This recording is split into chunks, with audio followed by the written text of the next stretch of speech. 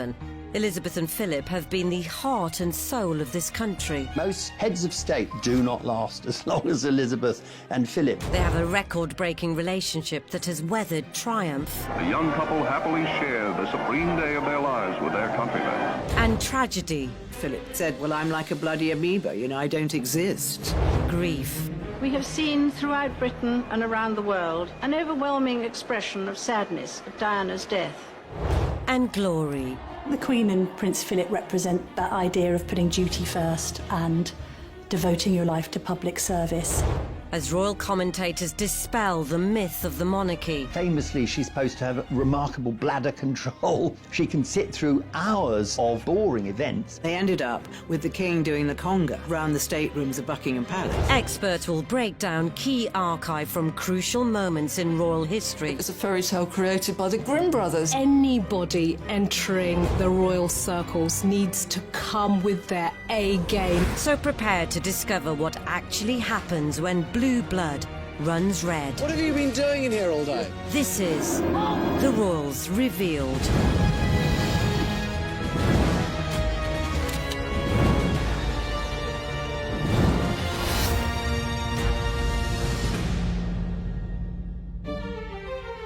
In this episode, it's revealed how the Queen and Prince Philip have stoically kept the monarchy going. I think the most remarkable thing about Elizabeth and Philip, they are a team, and as they've got older, the sense that they're a team has become more distinct.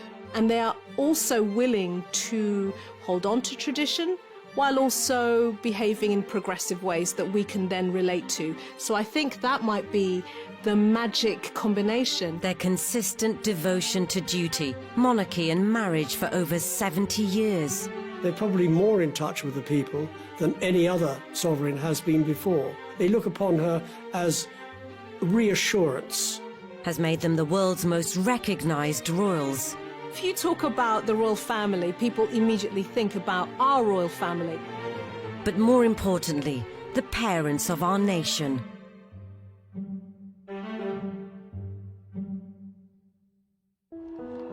So how did this royal romance, a marriage that has crossed over 2 millennia, begin? Princess Elizabeth wrote a wonderful letter to a lady called Betty Shaw. She explained their meeting. She said, we could have met on several occasions, but the only time I really remember meeting him was when I went with my parents to Dartmouth Naval College. Since 1863, Dartmouth Naval College has been the training ground for the best the senior service can produce. Here, cadets and even future kings have literally learnt the ropes before graduating as officers for a life at sea. While Father was doing official duties on the passing out parade, Prince Philip was charged with looking after the princesses, and he showed them around the place. But perhaps this was not a chance meeting. Well, Dickie Mountbatten was a great kingmaker, and he loved to enable people to get together. So what he obviously thought, what my nephew needs is a wonderful, rich, titled wife. Well, I mean, you couldn't get better than Princess Elizabeth. I think this photograph of Elizabeth meeting Philip for the first time, Elizabeth was only 13, and that's very much the age when a lot of girls have crushes. And to be given this 13-year-old girl to sort of go off and play with for the rest of the day, you can almost see in his body language a kind of that slight exhaustion that an 18-year-old boy would have. Oh no, it's just the worst of all options. But they hit it off. I mean, it's a bit of an old chestnut that Philip impressed Elizabeth because he could jump over a tennis net. The young but confident princess knew what she wanted and was determined to marry Philip. I think the decision of the relationship was all Princess Elizabeth. She's the one that fell in love with Philip. She's the one that decided, this is the only man in my life. But interrupting this budding romance was an event that would change not just their lives, but those of millions of couples and families around the world. The outbreak of the Second World War in 1939. Philip's first posting was as a midshipman on HMS Ramillies in 1940 in the South Pacific. He served with distinction during the Second World War, firstly in the European theatre and then in the Far Eastern theatre. He was mentioned in dispatches. Having outwitted the Italian fleet and saving his ship in a brilliant, evasive tactical manoeuvre, Philip loved everything about the Navy and was always ready for action, at sea and ashore. Philip was always a huge charmer, especially in his young days. Women fell over him because he was so handsome, and he was the most beautiful dancer I have seen. And he and the Queen had dancing in common. They're both absolutely fantastic dancers. And to this day, they still love to dance. Philip was certainly a ladies' man. I mean, to some extent, he led a sort of double life, you know. He was one of the lads while he was in the Navy. And then, you know, on leave, he would have behaved in a much more circumspect way, a much more dignified way, a way, you know, that would have fitted his role as a prince. Away for months at a time, Philip maintained the relationship by writing letters. So, when he did get a bit of brief shore leave back in Blighty, Philip would be invited to stay at Windsor Castle. In 1943, Prince Philip spent Christmas at Windsor Castle, and Philip's head was then turned by the young Princess Elizabeth. With the war over and Philip finally back in Britain in 1946, he was desperate to get their relationship back on track, but there were problems. George VI was very protective to his two daughters. I think he felt that Elizabeth needed to be older, partly because Philip he had a reputation for being a bit of a lad. If he were to marry Elizabeth, he had to do it properly. He had to do it in the traditional way. The sacrifice Philip had to make to marry Princess Elizabeth was to renounce his titles. He was no longer be able to call himself a Prince of Greece and a Prince of Denmark. It made it very obvious that Philip was prepared to do whatever was necessary to make himself acceptable to the royal family and to the British public in general. On Wednesday, the 9th of July, 1947, the official announcement was finally made, with the marriage at Westminster Abbey 4 months later, on the 20th of November. This was to be the beginning of a very eventful partnership spanning over 70 years.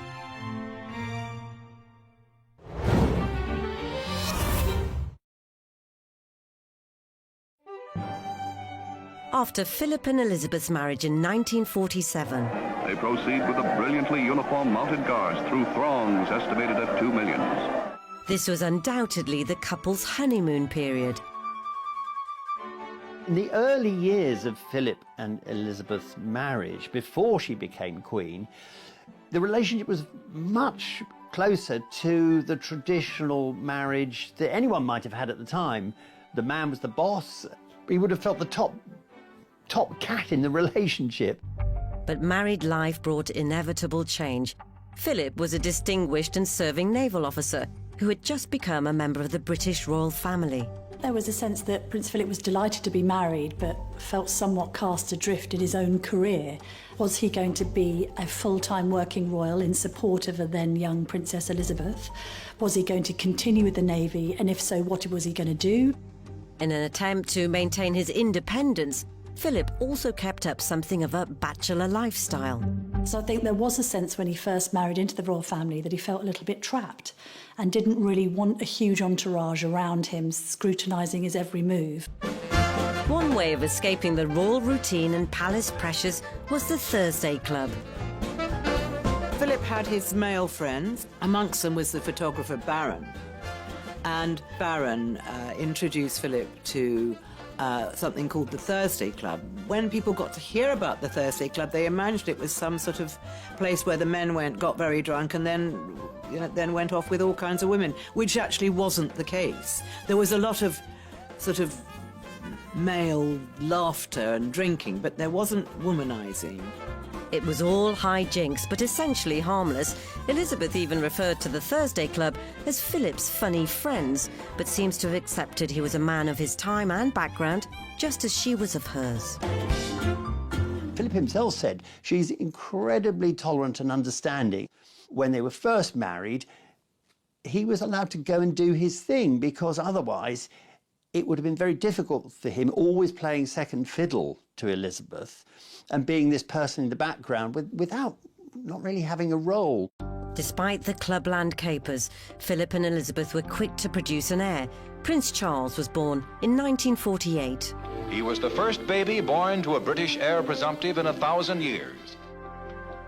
But Philip was still a serving naval officer, keen to advance his career, and in late 1949 was posted overseas to Malta as first lieutenant aboard HMS Chequers. Probably the happiest time was when Philip was posted to Malta, and Elizabeth spent months there. She did. Well, these weren't flying visits. She really enjoyed it. It was an exotic location. Because you forget being queen in waiting, being a member of the royal family, there are a lot of constraints, and when you live abroad, some of those constraints either disappear or they change. Philip took work seriously, making his new ship, HMS Magpie, one of the finest in the fleet. But the best times were when the couple were together, or at least nearby. When Prince Philip was at sea, the Queen used to stay on HMS Surprise, and the couple, newly married and still full of a sense of excitement, used to signal to each other from ship to ship. There was a famous signal, I think, from Surprise to Magpie, saying that the princess was full of beans, and the prince replied, "Couldn't she have something different for breakfast?" But whilst the young, loving couple were having fun in the sun, there was trouble on the horizon. The ever-deteriorating health of Elizabeth's father, King George VI. George VI, like his father, was a heavy smoker. He was very ill from the late 1940s, had to have one lung removed or part of it removed. I think it was generally accepted his health was so poor that he would not survive that much longer. And he was aware at the same time of just how young Elizabeth was and what an enormous burden she would suddenly have to cope with. On the 31st of January 1951, heir apparent, Elizabeth and her husband Philip took over her father's royal responsibilities by flying out to Nairobi, Kenya for the opening leg of a Commonwealth tour. So they arrived in Nairobi, they spent a couple of days there, and then they drove out to their fishing lodge, Sangre Lodge. And from there they went to a viewing platform called Treetops. Elizabeth had been talking to the game warden about how her father had actually told her that he was able to lift a gun and that he'd been out shooting. And she was full of happiness, thinking, this is wonderful, Papa's been out shooting, he's getting better. And then this terrible news came in. At 2:45 p.m. local time, already 11:45 in London, and already over 4 hours after the King's death, Philip was informed of this life-changing and tragic news. It was devastating. When Lord Charteris told Prince Philip that the King had died, I think there was a moment where he lay back on a hammock and put a newspaper over his face, I think, just to give himself 5 minutes to think not only how to break this news to his wife, but also probably to contemplate what the future lay for them both at that very moment. But he immediately knew what he had to do. So he went and woke Elizabeth, and he walked her down to the river at the bottom of the garden. And he walked up and down and up and down. And we have all this detail because, Pamela Mountbatten, who was the lady in waiting, she was watching. That they were watching, and they knew that Philip was telling her. And then they came back into the lodge, and Pamela Mountbatten was about to put her arms round the now Queen, but she suddenly realised she was Queen, so she dropped into a curtsy. Meanwhile in London, Operation Hyde Park Corner, the official plans for the King's death, were in full swing. The nation was in mourning and seemed to have lost all direction. There was going to be a lot of pressure on the young Queen preparing to fly back from Africa. So unexpected was King George VI's death that the Queen was completely unprepared as far as her wardrobe was concerned. So when her plane landed at Nairobi airport, she did have to transfer to another plane wearing the summer floral dress that she'd been wearing all day on safari. She felt that it would be inappropriate to be seen wearing effectively quite a whimsical outfit. And Mike Parker went out and asked the photographers that they would respectfully refrain from taking any photographs. And I think it's very moving that they put down their cameras and they just stood with their heads bowed. The pilot of the plane who flew Elizabeth and Philip back from Kenya found it extraordinary that she insisted on standing in the cockpit. She was leaning over from behind, watching the controls, watching the runway coming toward them, doing this dangerous thing to steel herself for the shock, the fact that she was now queen, that the whole of the country would be in mourning for her father. And so if she could do this, perhaps what was coming next wouldn't be quite so difficult. When the flight eventually landed back at London Airport, the Queen stepped out first, this tiny figure in her mourning clothes, and Prince Philip stayed back, and he came down the aeroplane steps behind her, 2 steps behind, which was something he was going to be for the rest of his life. For the career-minded and ambitious naval officer Philip, it must have felt like he'd been cast adrift. I think it very quickly dawned on Philip that things would never be the same again. Here you have a man who is very masculine. He had his own identity. He is a red-blooded male, particularly if you think about the social context and the times. Finding yourself in the supporting role as a man would have been very, very difficult to swallow. And I think he stepped up and understood that, he had to make compromises. And actually, I think what he made was sacrifices to play that role. To bless the Royal Princess Elizabeth II with long and happy years to reign over us.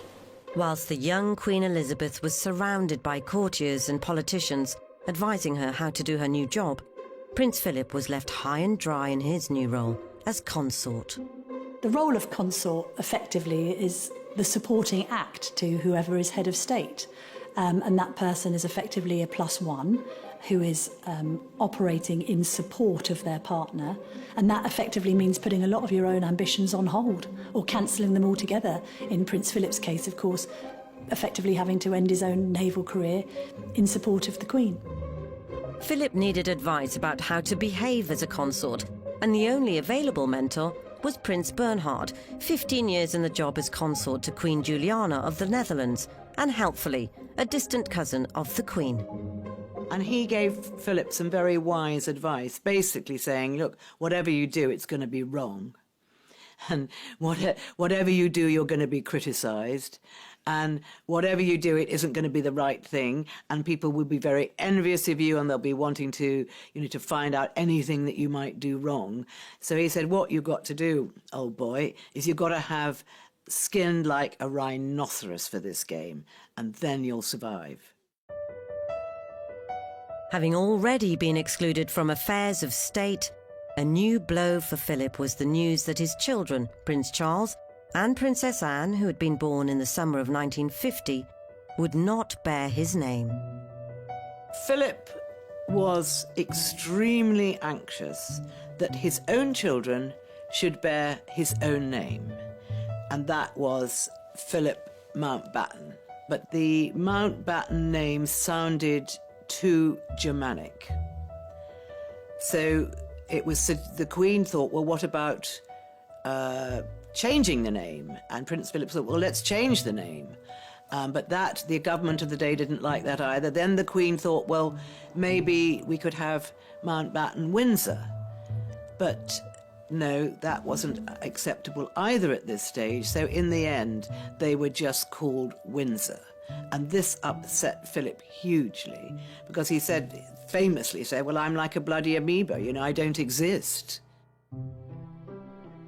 The next inevitable milestone for the young couple would be Elizabeth's coronation, an event that would seal their fate for the rest of their lives.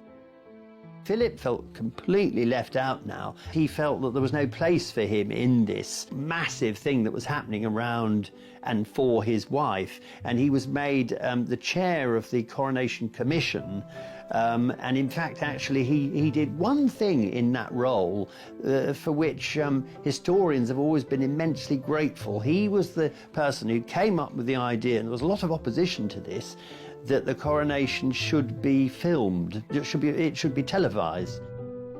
He was very, very keen on getting the monarchy into the 20th century, albeit in 1953 it was the middle of the 20th century, and he was very much for it, and he persuaded the Queen to go along with it, and she agreed. Which is why we now have footage of one of the most important coronations of the last century, given that it's led to this record-breaking reign by Elizabeth. After years of war and austerity, the nation's hopes were pinned on the young Queen Elizabeth and her dashing consort Prince Philip. This, the greatest of all royal couples, began the tough task of carving out solid roles for themselves and making their mark on history.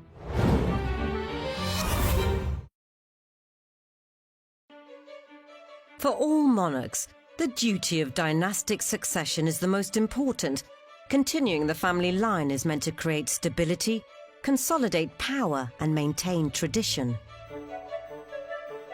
But the royal commitments now dominating Elizabeth and Philip's lives, such as the 1951 Canada tour, duty came first, and that meant country, not kids. There was a bit of consternation at the notion of the Queen and Prince Philip going away on tours that lasted months on end. This idea that the Queen and Prince Philip were quite unfeeling as parents, I think, permeated. In the early years, Philip was juggling a naval career with desire for a bachelor lifestyle and royal duties. The demands of fatherhood further complicated things, and he treated his children very differently. I think Princess Anne was always regarded as a bit of a daddy's girl, very much having the same temperament as her father, the same interests. Prince Philip famously saying that if it didn't fart or eat hay, then Anne wasn't interested. I think Prince Charles, by his own admission, had difficult relationships with both of his parents. I think he found his mother, the Queen, lacking in emotion at times, and his father to be a little unsympathetic. But Philip still played an important, even defining role in their upbringing, especially when it came to decisions about their education. Philip had had a very tough childhood, and it made him a very tough man. And when he came to time to be a parent, I don't think he was the sort of parent who believed in mollycoddling his children, and especially his sons. And I think myself that Charles suffered very badly as a result. And I think when he was a baby and then a toddler and a young boy, I think Philip felt that he needed to be toughened up. The Queen acquiesced, as she usually did with Prince Philip on matters of the children. She let him handle it because she was so busy being Queen. A man, if you like, who's been stripped of multiple roles to become the Queen's consort, effectively emasculated in a lot of ways. But then to step into the role of taking charge of your children's education is an incredibly powerful role, because what you're doing there is shaping their future. Charles initially was educated sort of on the nursery floor and then ended up going to school where he had quite a miserable time, and subsequently ended up at Gordonston, where he had an equally miserable time, describing it as coldits in kilts. Anne, on the other hand, was homeschooled and then insisted that she should be sent to school. She didn't want to be educated on the nursery floor, and she ended up going to Benenden and enjoying it, but wasn't particularly academic. Things were very different for Andrew and Edward. On the 19th of February 1960, 12 years after Philip and Elizabeth were married, Andrew was born. He was the first child to be born to a reigning monarch in over a century. By the time that Prince Andrew was born in 1960, the Queen knew exactly what she was doing, and Andrew enjoyed a far more hands-on relationship with his mum. Andrew was shielded from the press. There weren't even any official baby snaps as the proud new dad took them all himself. I do think that there is something about the eldest child being treated one particular way and then the next child, and then you get the opportunity to be more hands-on with your younger two. They're going to have a different version of you as mum.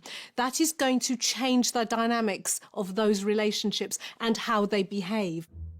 Having been on the throne for 8 years, Elizabeth was used to the job and had more time for Andrew, having him for whole mornings playing on the floor whilst she worked at her desk. Philip seemed to find fatherhood more enjoyable too. He even occasionally looked after Andrew, but was easily distracted, giving Andrew the opportunity to make mischief. The Queen's head coachman at the time told me a wonderful story about Prince Andrew making a horrible nuisance of himself down at the Mews in Windsor. And he would go round there and he'd sort of kick the horses' feet and, tweak them to make them do something, and then watch the reaction of the grooms and things. And he was being such a pest one day that they picked him up by his sort of shoulder and the seat of his pants, and they threw him on the dung heap. So he was a very naughty little boy, but he wasn't a nasty little boy. He was just a typical boy. Elizabeth had always wanted 4 children, and on the 10th of March 1964, Edward was born. There are several ways of looking at where the Queen was when Edward was born. Here you've got a woman who is now a working mum. She's juggling several roles. She has a diary that states that she wants to fit in bath and bedtime with Edward. This is her opportunity now to be more connected and bonded with her youngest child. Maybe this is the time that she wanted to give that attention and love and acknowledgement that children need that connection. So you've got a working mum who's juggling. Way ahead of her time. Whilst the Queen was embracing change and adapting to new parenting trends, rumours persisted that family man Philip was also very much a ladies' man. I think the rumours about Philip's infidelities have persisted because there are so many of these that it's very difficult to believe that he has always been whiter than white. Prince Philip has always liked glamorous ladies. He's never made any pretense that he doesn't. That he's always had an eye for the best-looking girl in the room. Philip has always liked to flirt and make suggestive remarks, and apparently the Queen is always the first to make jokes about his flirtatious nature. And ultimately, whatever the rumours, they're still together. Philip is the sort of person who window shops, but he doesn't buy. There's only been one man in the Queen's life, and that's been Prince Philip. They adore each other as much today, 72 years on, as they did when they first met. 25 years after their marriage, in November 1972, Elizabeth and Philip celebrated their silver wedding anniversary at the Guildhall in London. She mentions the fact that you have to work at a relationship, that marriages don't just happen. They're created, they develop, they change over time. And it's almost as if she's acknowledging that Philip, for all the difficulties of being the consort and being 2 steps behind always and not the most important player, she's acknowledging that Philip was able to do it. Philip stuck with it. He may have wandered and strayed now and then, but he was still there. Although the institution of marriage and a solid family image might be working for Philip and Elizabeth, unfortunately, it soon wouldn't be for the rest of the family. Well, family's everything to the royals, really. I mean, it's a family, but it's also a firm with major and minor shareholders. And what's interesting is that the institution survives beyond family crises, and there have been many over the years. And the Queen has even had to take evasive action against her own beloved children in a bid to protect the institution. The first cloud on the horizon for our first family was in 1987, when Prince Edward announced his decision to drop out of his Royal Marine training after just 4 months. When Edward made his momentous decision to leave the Marines. The one person that was actually very supportive of him was his father. Prince Edward is said to have coped well with the physical side of things here. After the initial shock, the training apparently was no more of a problem for him than for anyone else. If the reports are true, it was the long-term prospect which caused him to reconsider his future with the Marines. The Queen took the news with icy displeasure, and the Queen Mother saw it as a dereliction of duty. But Edward's father's reaction was surprising. Well, I think everybody thinks that Prince Philip is this very hard and difficult man, which indeed he can be, but he's also very sensitive, and he has a very warm relationship with his youngest son. He's always been there for him, perhaps in a way that the Queen's always been there for Andrew. What's interesting about Prince Philip stepping in may be much more about Prince Philip's journey as a parent. He has had a relationship with his older son where he pushed him down a particular path and persuaded him to go to schools and wanted him to be less emotional than he was. And maybe he learnt something in that process. Parents make mistakes, and if you learn from them, good for you. And maybe this was one of Philip's learnings. But Edward's shocking decision was nothing compared to the scandalous year of 1992. Not only did Princess Anne divorce Captain Mark Phillips, but the Duchess of York was about to put her foot in it. Literally. Fergie had been caught topless, having her toe sucked by her financial advisor, Johnny Bryan, in the south of France while Andrew was away. Pretty unfortunate story. And she was going into breakfast, and she was stopped from going into breakfast by a private secretary, suggesting what was actually in the pages of the newspapers, in the tabloids, that it might be a good idea if Fergie went back to London rather than staying at Balmoral, which she did, and she went back pretty quickly. The family were aware of all the pictures. They weren't going to raise it with her. It was left to the private secretary. But yes, I think she was deeply embarrassed by that, that she didn't just let the family down, but she let herself down and her husband down as well. During the same period, someone else receiving unwanted press scrutiny was Princess Diana. When Diana was in her most difficult stage, which was probably during the period, when the marriage was really going wrong, and it was what we called the War of the Waleses. Diana was doing terrible damage to the institution of the monarchy, which is what Prince Philip had given up his whole life to support. And it was just the endless headlines. A divorce, however painful, was inevitable. But after its announcement, things just got worse. I think what's interesting about 1992 is the palace completely lost control of the situation when it came to the War of the Waleses. The prolonged crisis that engulfed the royal family created a vacuum that was only filled by news coverage and speculation. It was like the greedy monster that kept on needing to be fed. I think at the point where Diana decided to collaborate with Andrew Morton's book, Diana, Her True Story, and indeed give the famous Panorama interview, the Queen's patience was wearing rather thin.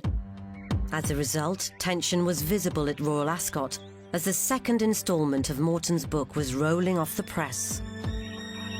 Diana was always the most telling with her body language, and she could say more in one pose in a photograph than most of the royals said in a lifetime of footage. And so we see Prince Philip at Ascot looming near Diana. Now, this is a different Diana to the one that we saw at the wedding, because by now she's a lot more womanly. So she's wearing this very high-fashion outfit, very loud, spotted outfit, elegantly and with utter confidence. The mouth has dropped and she looks slightly reflective. So clearly the illustration of a rift between those two characters going on there. After 45 years of marriage and thinking the worst must be behind them, in 1992, everything seemed to be going wrong for the royal couple. 1992, of course, will forever go down in history as the most appalling year for the royal family. 3 out of 4 of the Queen's children divorce. A lot of the salacious details concerning the breakdown of these high-profile marriages is played out in the tabloids. and then to cap it all off, Windsor Castle nearly burns down. 4 days later, at the Guildhall, the Queen delivered her sympathy speech to a standing ovation. It has turned out to be an annus horribilis. I think that speech really resonated with the public, who were grateful that the monarch was willing to acknowledge how dreadful the previous 12 months had been. Ordinarily, you expect the Queen to keep calm and carry on and not point to the glaring errors that have been made by her own children. And in this case, I think she just thought, there's no hiding this. But the 1990s had one final, devastating sting in the tail. An event that nearly ended all Philip and Elizabeth had worked for and brought Britain to the brink of revolution. Just to confirm the news that Diana, Princess of Wales, has died in a car accident in Paris, which also killed her companion, Dodi Fayed. Undoubtedly the biggest challenge to the marriage of Philip and Elizabeth, and more importantly to the monarchy, happened in the early hours of the 31st of August 1997. Just to confirm the news that Diana, Princess of Wales, has died in a car accident in Paris, which also killed her companion, Dodi Fayed. If in life troublesome and difficult for the monarchy, in death she became a force beyond control.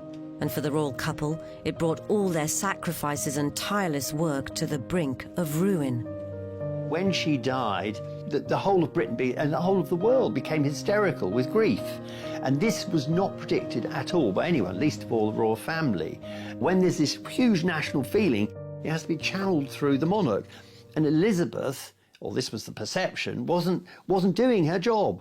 Very, very, very disgraceful, I find their behaviour. Very disgraceful. Well, I think it must be very, very cold-hearted not to have a flag up. I think it's a disgrace on the whole royal family. It wasn't helping that Tony Blair, the Prime Minister at the time, was much more engaged with public sentiment. The people everywhere, not just here in Britain, everywhere, they kept faith with Princess Diana. They liked her, they loved her. They regarded her as one of the people. She was the people's princess. His people princess speech was very, very clever. And he spoke before the Queen spoke, but she was following a royal tradition that when somebody dies, you close ranks, and it's family, and the only two people that really matter are the children left behind. Whatever the truth, it captured the press's imagination, and the Queen, and especially Philip, didn't like it. Secluded in Balmoral, Scotland, Elizabeth was stoically keeping to royal protocol, whilst Philip looked after their bereaved grandchildren. This meant the monarchy were unaware of the magnitude of events 500 miles south in London. I know that one of the Queen Mother's friends rang her and said, you know, you really should get down here, you lot, because, you know, it's going absolutely crazy here. They forgot that they're not an ordinary family, and that was a mistake.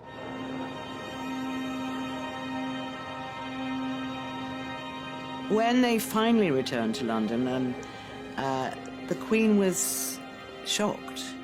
And she was actually quite nervous, because there was a very bad feeling, almost of revolution, which I've never felt before or since, and I don't suppose the Queen has either. She stayed stoic. She was almost unflinching in that situation, and that shows a remarkable capability in terms of self-control. But all Elizabeth's stoicism was put to the test the following day, in a rare address to the nation. First, I want to pay tribute to Diana myself. What you can see that is unique in my experience in the Queen's body language, she does 10 lip licks. I share in your determination to cherish her memory.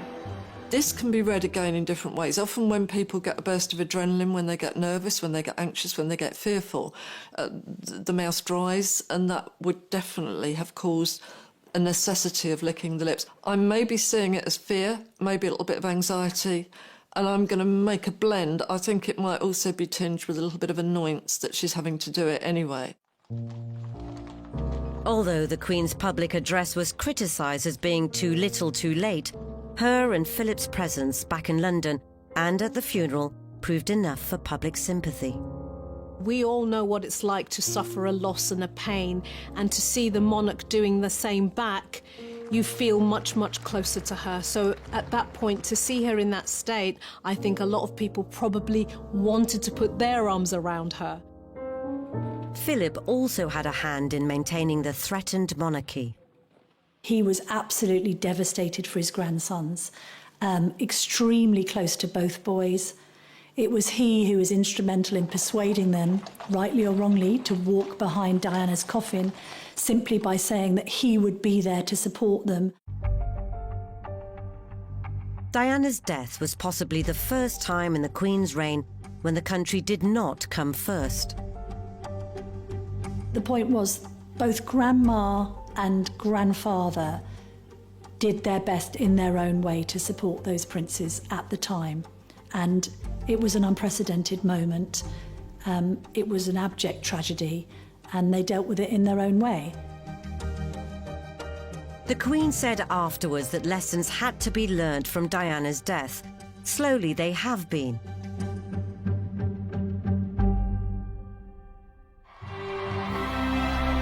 And it's worked, with affections reaching new heights in 2012 for the Queen's Diamond Jubilee. That's absolutely brilliant. So we're thoroughly enjoying it. As you can see, the kids have really made a day of it. As the Queen and Duke have become older, more of the royal duties have been passed to the younger generation. William did resist for some time becoming a full-time working royal. He wanted to spend his time in the military. He also wanted to be that air ambulance pilot and achieve a career of sorts on his own terms. But inevitably, when your granny is approaching her 90s and you're married and you're starting a family, there's an emphasis on you having to step up to the plate. I think now the Cambridges are very much admired for the fact that they have sacrificed everything in order to serve Queen and country. The Queen's very conscious of the fact that her father wasn't around long enough to tutor her. You've got to remember that she was 25 when he died.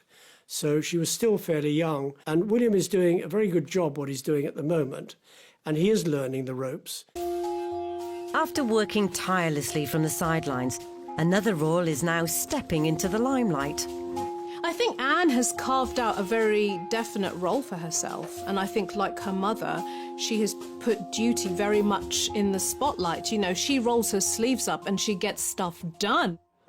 Safe in the knowledge the future of the monarchy is in good hands, Philip stepped down from royal duties in August 2017 at the tender age of 96.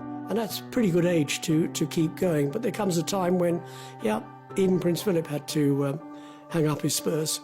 Philip's retirement signified the end of being seen 2 steps behind the Queen, a position he's held as the Queen's rock for nearly 70 years. The coronavirus crisis, I think, has given the whole world pause for thought as to what a 94-year-old and a 99-year-old should be doing in terms of their contribution to public life. We want the Queen to remain visible, but at the same time, few would begrudge her putting her feet up a little.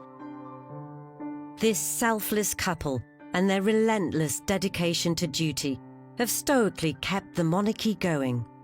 I think the most remarkable thing about Elizabeth and Philip, they are a team, and as they've got older, the sense that they're a team has become more distinct. And they are also willing to hold on to tradition while also behaving in progressive ways that we can then relate to. So I think that might be the magic combination. They're probably more in touch with the people than any other sovereign has been before. They look upon her as reassurance.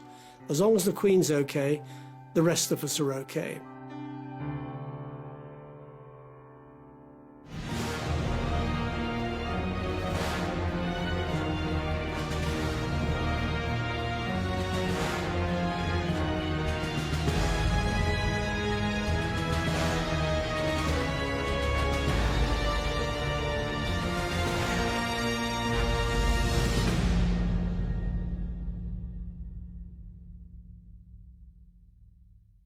Kept the monarchy going.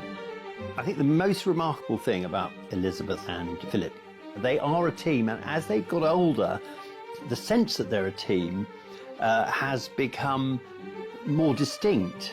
And they are also willing to hold on to tradition while also behaving in progressive ways that we can then relate to. So I think that might be the magic combination. Their consistent devotion to duty, monarchy and marriage for over 70 years. They're probably more in touch with the people than any other sovereign has been before. They look upon her